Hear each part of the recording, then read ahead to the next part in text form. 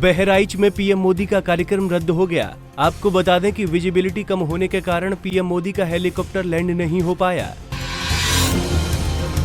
कार्यक्रम रद्द होने के बाद पीएम ने फोन से रैली को संबोधित किया। उन्होंने सपा, बसपा और कांग्रेस पर हमला बोलते हुए कहा कि सभी विरोधी दल एक ही भाषा बोल रहे हैं। रैली में पीएम ने कहा कि देश के विकास के लिए यूपी का विकास जरूरी है और यूपी के विकास के लिए प्रदेश गुंडाराज हटाना जरूरी है। वहीं पीएम ने कहा कि सरकार उन लोगों के पीछे पड़ी है जिन्होंने काला धन इकट्ठा किया है। हम गरीबों की बेहतरी के लिए जी जान से जुटे हैं।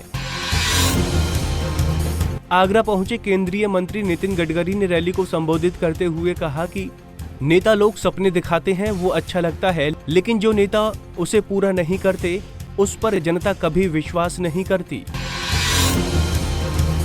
समाजवादी पार्टी के प्रदेश अध्यक्ष शिवपाल यादव ने विधानसभा चुनाव के लिए प्रत्याशियों की पहली लिस्ट जारी कर दी है। इस लिस्ट में 23 प्रत्याशियों की घोषणा की गई है। केंद्रीय मंत्री गिरिराज सिंह ने राहुल गांधी पर जमकर निशाना साधा है। उन्होंने कहा कि राहुल, आप 10 साल तक सरकार में रहे तब तो आप विकास भी न कर पाए और अब बोल रहे हैं कि आपके बोलने पर भूकंप आ जाएगा। बीजेपी प्रवक्ता संबित पात्रा ने अखिलेश यादव पर चुटकी लेते हुए कहा कि अखिलेश को तो नोटबंदी के लिए धन्यवाद करना चाहिए, क्योंकि नोटबंदी से उनका परिवार एक हो गया, वरना इन नोटों को लेकर उनके परिवार में लड़ाई चल रही थी।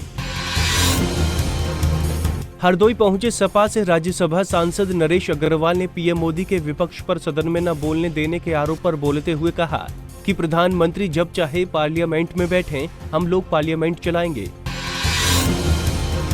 समाजवादी पार्टी के राष्ट्रीय महासचिव प्रोफेसर राम गोपाल यादव ने नोटबंदी को लेकर बीजेपी पर जमकर निशाना साधा। उन्होंने कहा कि नोटबंदी बीजेपी का एक बिना सोचे समझे लिया हुआ फैसला है, इससे जनता को परेशानी हो रही है। बीजेपी के प्रदेश महामंत्री पंकज सिंह ने सपा, बसपा और कांग्रेस पर जमकर निशाना साधा। उन्होंने कहा कि नोटबंदी के बाद तीनों पार्टियों को प्रत्याशी मिलना मुश्किल हो गया है। भदोही पहुंचे बॉलीवुड के मशहूर कॉमेडियन और सर्वसंभाव्य पार्टी के स्टार प्रचारक राजपाल यादव का जोरदार स्वागत किया गया, जहां राजपाल यादव ने साफ किया कि वो किसी सीट से चुनाव नहीं लड़ेंगे। जौनपुर के केशवपुर गोपालपुर के पास पिकअप और रोडवेज में भीषण टक्कर हो गई। टक्कर इतनी भीषण थी कि इस दर्दनाक सड़क हादसे में 7 लोगों की मौत हो गई, जबकि 5 लोग घायल हो गए। फतेहपुर में भी कोहरे की वजह से तेज रफ्तार ट्रक ने बाइक सवार 2 भाइयों को कुचल दिया। दोनों भाइयों की मौके पर ही मौत हो गई।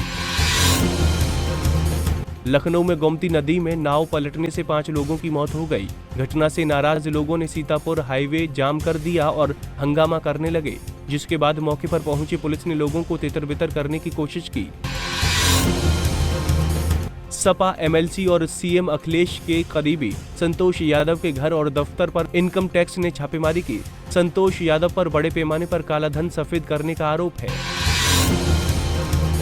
प्रसिद्ध कथाकार और शांति का संदेश फैलाने वाले देवकी नंदन ठाकुर इलाहाबाद में एक कार्यक्रम में शिरकत करने पहुंचे, जहां उन्होंने प्रेस को संबोधित करते हुए कहा कि नोटबंदी सरकार का अच्छा फैसला है। Bureau report, Punjab Kesari TV.